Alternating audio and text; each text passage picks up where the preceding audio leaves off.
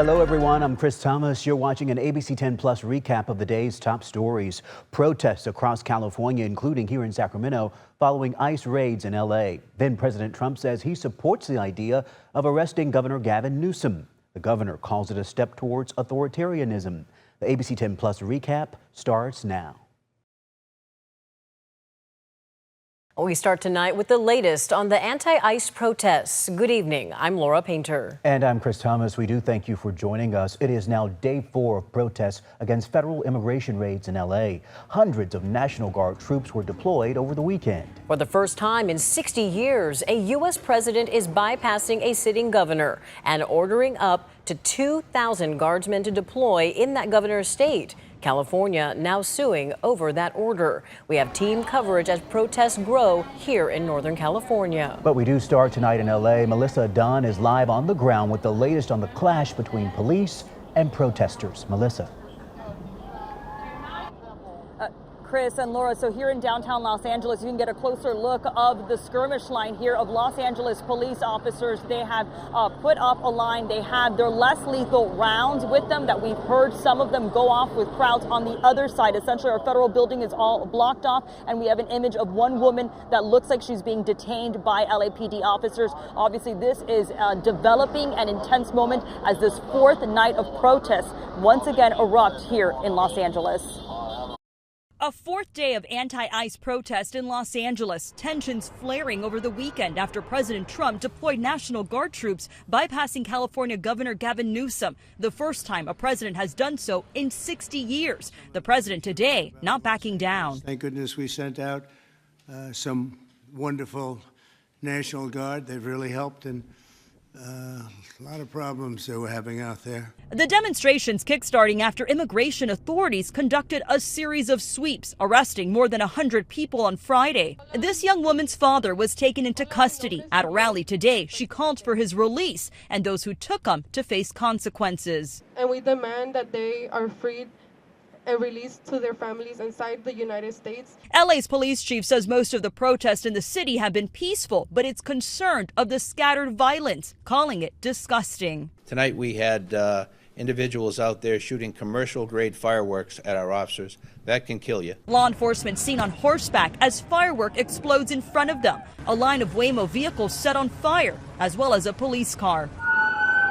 The LAPD says some officers were injured, dozens of demonstrators arrested, officers in riot gear using tear gas and flashbangs to disperse protesters. LA's mayor calling for peaceful protest. I call on all Angelenos to continue expressing your right, your anger, your outrage, but to do it peacefully. On Sunday, protesters shutting down the 101 freeway for some time.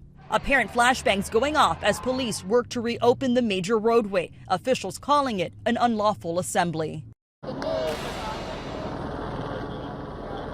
And so right now we just saw a Los Angeles police officer let go of this woman. The protester says that they had told her it was an unlawful assembly. They did let her go. So at this point, it is still kind of that holdout that we're seeing between police and protesters. And this is a situation that we're monitoring. We had also been looking and hearing that LA police and the mayor was considering a curfew. So we're awaiting for details if that will be put into place, just of course depending on if tensions continue to escalate. Reporting live in Los Angeles, I'm Melissa Dunn, ABC 10.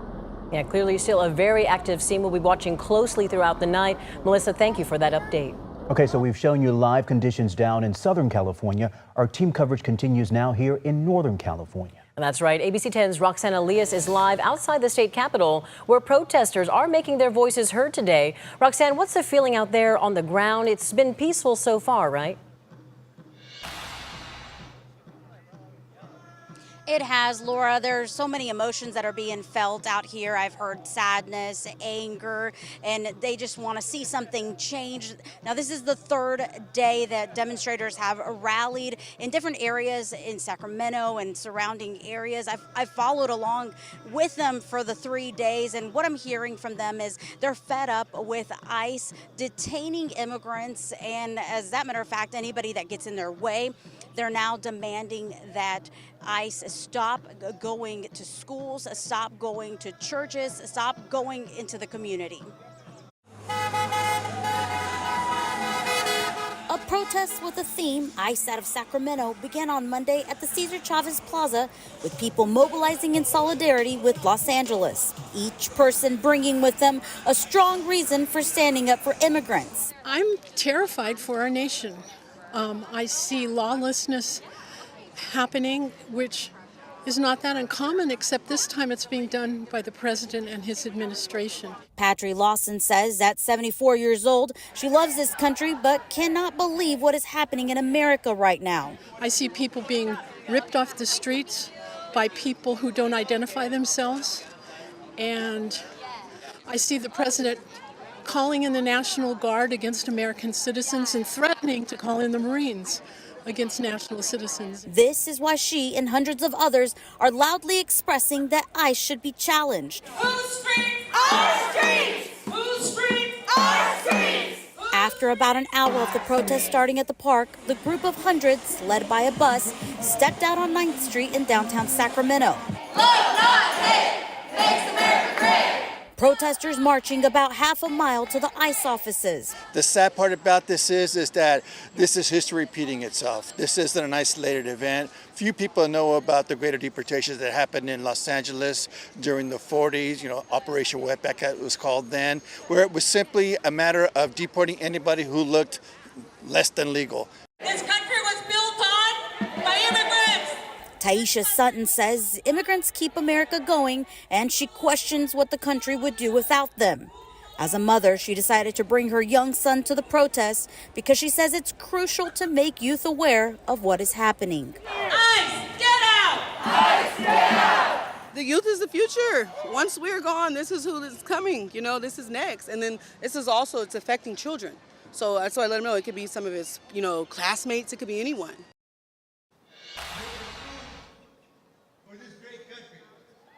I do want to note that the protests have been, for the most part, peaceful today and all throughout the weekend. However, Sacramento police have been present. They've just been staying kind of on the outskirts of things.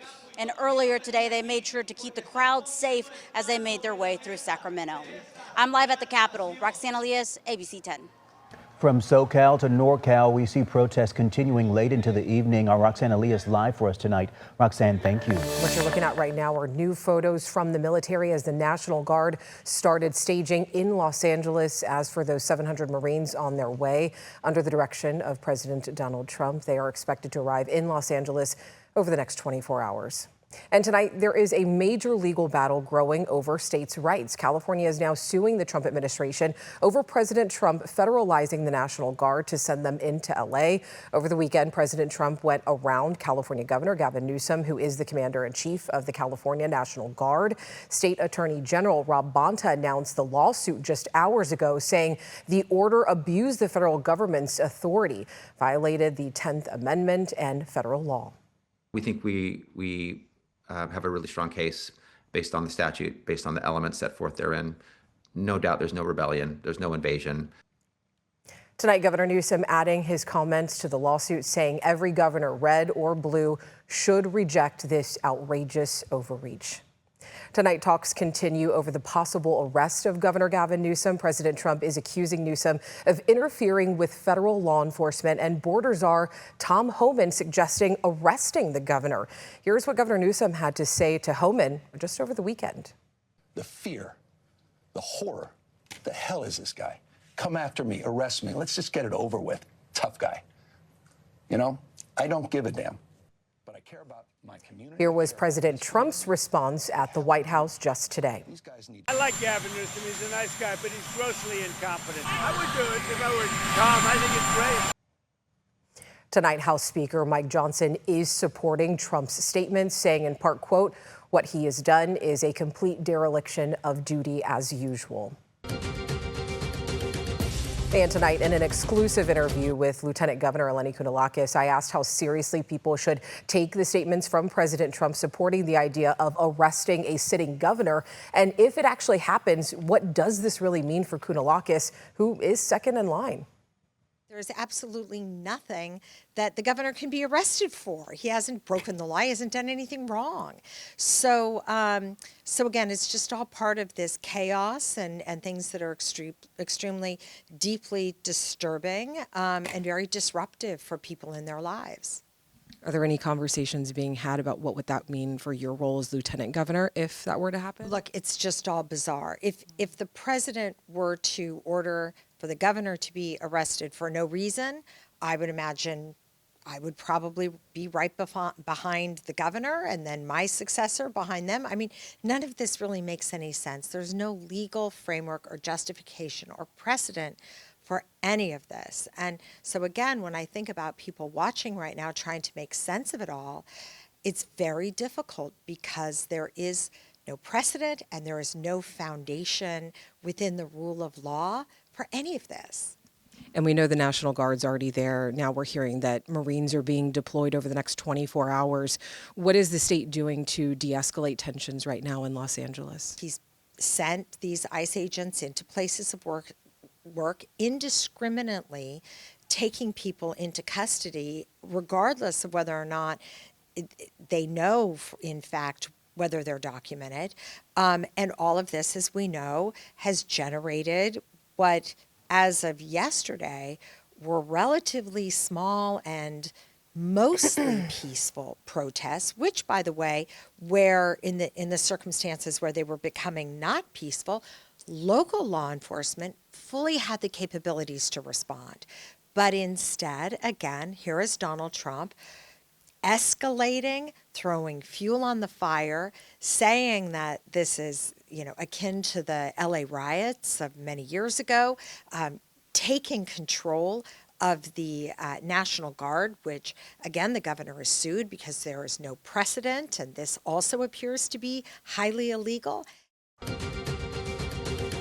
Tonight, ABC10's Becca Habegger is hearing from more lawmakers at the state capitol. Yeah, Alex, both Democratic and Republican state lawmakers held news conferences today where they addressed the protests in LA and President Trump's federalizing of the California National Guard against Governor Newsom's wishes. Both sides had some pretty strong words. This federal government, they not like us. That's Democratic Assemblymember Tina McKinnon of Inglewood denouncing Trump sending the California National Guard into Los Angeles amid protests against federal immigration raids. We have a simple message for current President of the United States. Stop. Just stop. On Monday, more than 24 Democratic state lawmakers, many from the LA delegation, gathered to voice their opposition to Trump deploying the California National Guard against Governor Newsom's wishes. Trump claims to be concerned about the safety of Angelenos, but that is a lie. This is not about law and order, because if it was about law and order, he would listen to our local law enforcement. Instead, Trump wants chaos. He wants disruption. Some say if federal officials arrest Governor Newsom, he's going to have to arrest every single one of us. We all took an oath that we take seriously to uphold and defend the Constitution. We do not. What you are seeing from this president, and it's hard to call him a president in this moment because he's acting like a dictator, is he is trying to jail political opponents. Republican Assemblymember Joe Patterson said he doesn't think arresting the governor is the right thing to do. As much as I disagree with him trying to stoke hysteria into the LA region, I don't think he necessarily should be arrested for that. But I think it's important that he shows more leadership and he stops creating all this hysteria. More than a dozen Republican state lawmakers held their own news conference Monday, focusing on the budget but also addressing the protests in LA. Right now, I'm concerned about our frontline law enforcement personnel in Los Angeles, but I'm concerned about everyone caught in the crossfire. They criticized the agitators who are causing destruction, burning cars and throwing objects at federal officers. They say Governor Newsom has failed to contain the chaos. In announcing that lawsuit we mentioned earlier, Attorney General Rob Bonta pointed out the LA County Sheriff's Office is the largest sheriff's office in the nation, and LAPD is the country's third largest police department. He says local officials had the protests under control, and Trump bringing in the National Guard only inflamed tensions. Republicans tell me they disagree. At least one building in the middle of downtown Stockton may need to be demolished after a devastating fire Saturday morning. Just last night, that fire flared up again, causing even more damage. ABC 10's Gabriel Porras has the details tonight.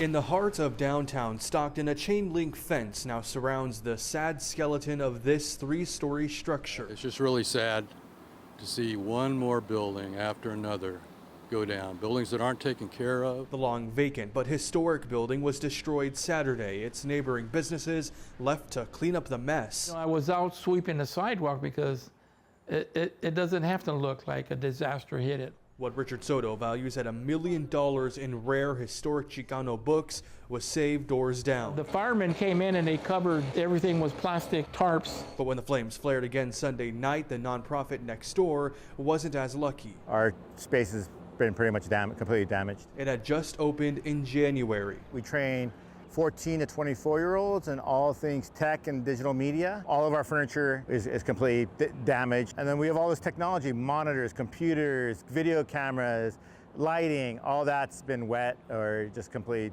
damaged. The fire's impact spreads far beyond the buildings that were either touched by flames or water. On at least 9 units here in the downtown area, notices have gone up saying they are unsafe to occupy, like this one.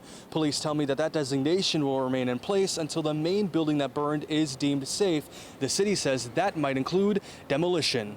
We believe in this downtown, and so I'm hoping we can stay somewhere here, if not back in the building sometime soon. Behind the new fence and beside the rubble in the heart of downtown, hope still stands. So it's a little bit of a setback, but we're going to push forward. In Stockton, Gabriel Porras, ABC 10.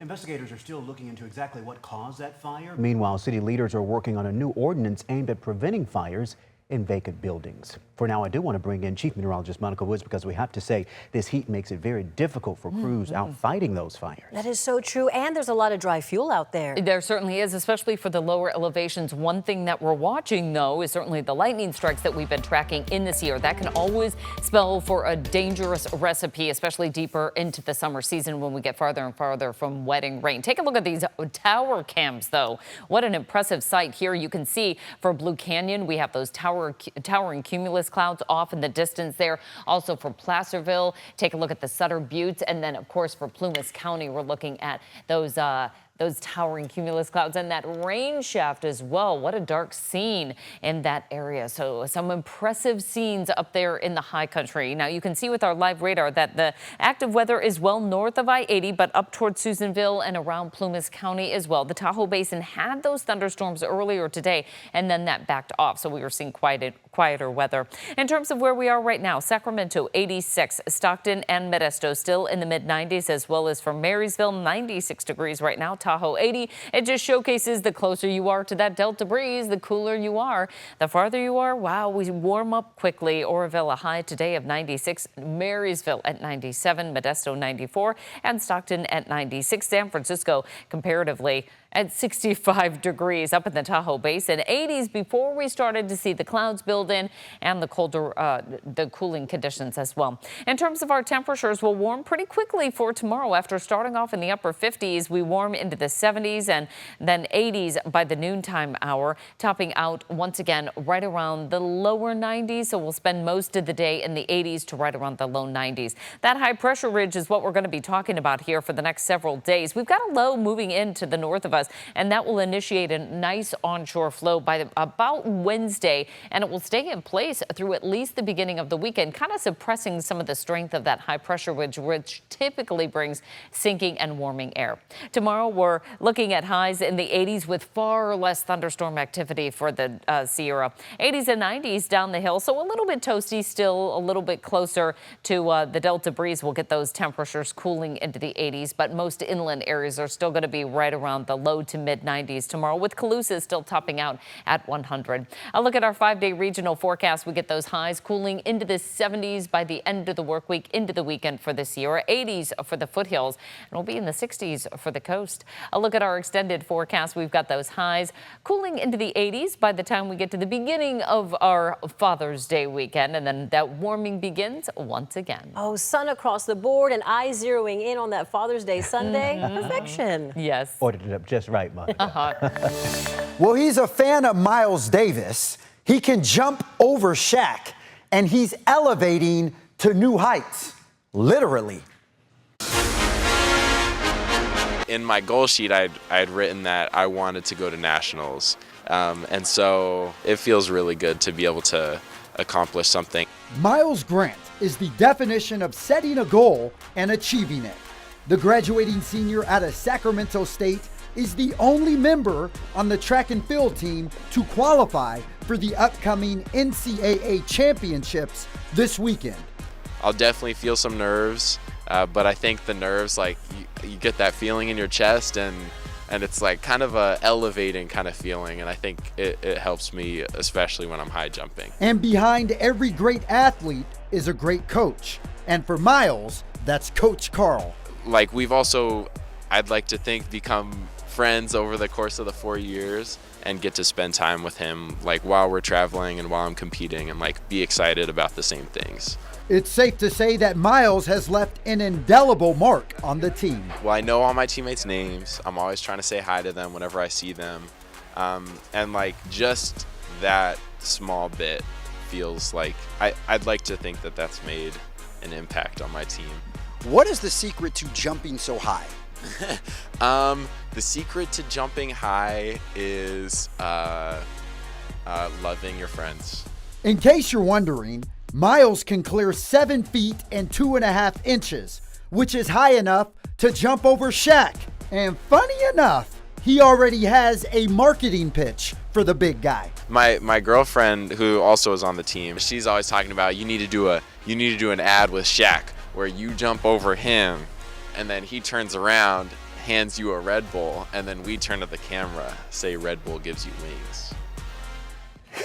Well, he's already preparing for his career in media. So, but good guy, he takes off actually tomorrow to head to Eugene for the NCAA championship. We like his marketing ideas, we like his skills, and his taste in music. Welcome back. Well, have you ever wondered what it would be like to dress up, hit the town, and enjoy some live music in an old Hollywood-style club? Well, good news for you. A new showcase by Rancho Cordova's longest-running troupe will give you that chance. So let's go ahead and get over to ABC10's Marcus Allen, who has been in Rancho Cordova all morning learning more about this awesome event. Hey, Mark, what can you tell us?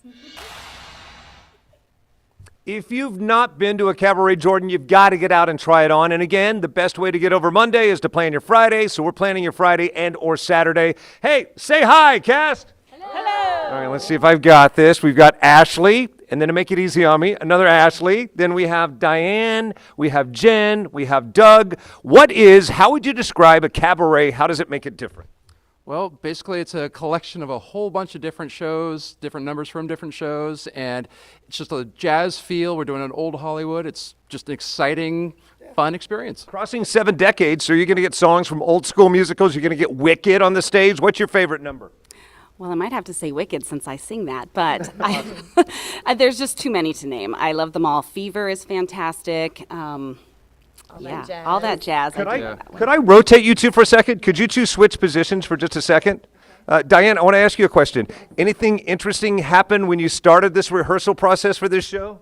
Well, I mean, I had some friends that have been together for a little while, and then on opening night they got engaged. That's right. How did that happen? You're kind of the one who made that happen. Well, I had Jen has been doing shows with Hummingbird for a while, and I met her in Into the Woods in 2021, and we became good friends. And I've known Doug for 25 years, and they met at my house, and the rest is history. All right, the amazing Ashleys. I'm going to have you guys head to the mic as well as you. And while you head that way, I've got to ask you, how is it running through being newly engaged and doing a show at the same time?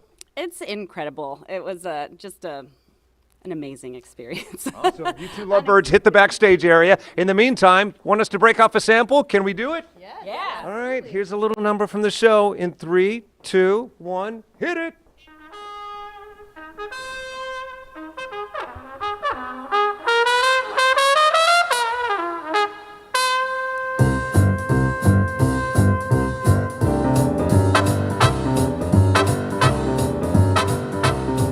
He was a famous trumpet man that on Chicago way.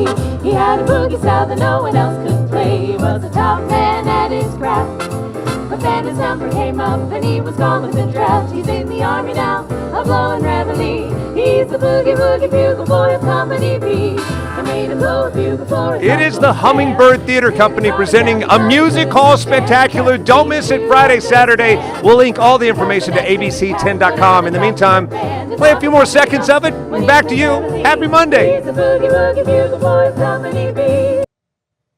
Wow, it sounds absolutely amazing. Mark is always talking to the most talented people. Absolutely incredible. So if you're looking for something to do this weekend, well, there you have it. All right, thank you, Marcus Allen in Rancho Cordova. Thanks for watching this ABC 10 Plus recap. We are here 24/7 on the free ABC 10 Plus TV streaming app. You can get your local news and weather anytime, anywhere. I'm Chris Thomas.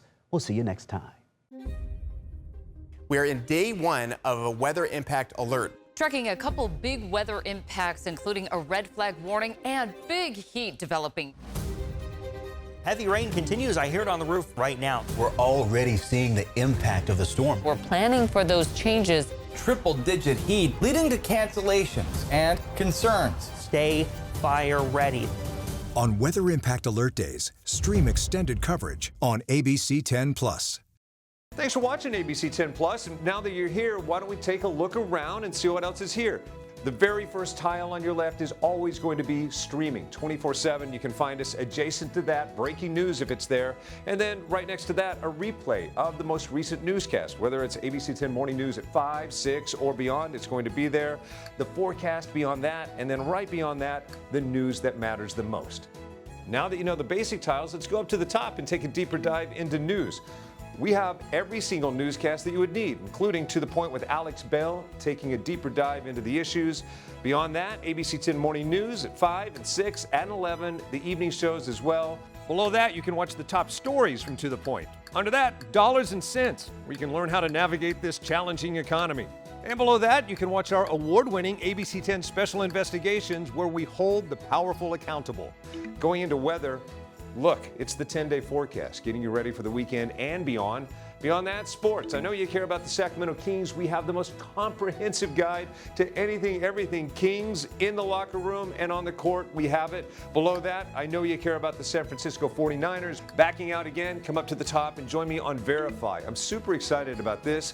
Our experts are checking the facts, verifying the truth for you. Jump up now to shows. Very excited about this. Oh, look. It's Take a Look. This is my show. I love movies, and if you love movies or streaming shows, whether it's on screens this big, or this big, it's Take a Look. Recently went behind the scenes, sat down with Lady Gaga and Joaquin Phoenix to talk about Joker 2. I love the movie, and oh, I just heard you shout you hate the movie. Jump in, we talk about it on this show.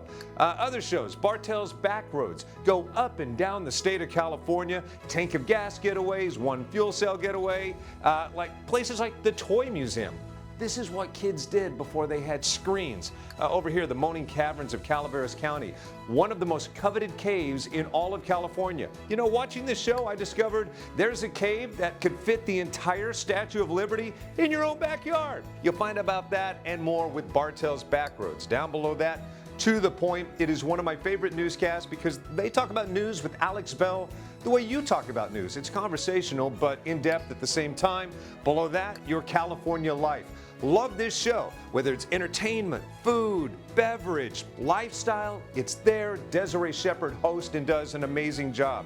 So there you have it. It's ABC 10 Plus, the app. What do you need? We heard you and we got it. Thanks for watching. Thanks for streaming.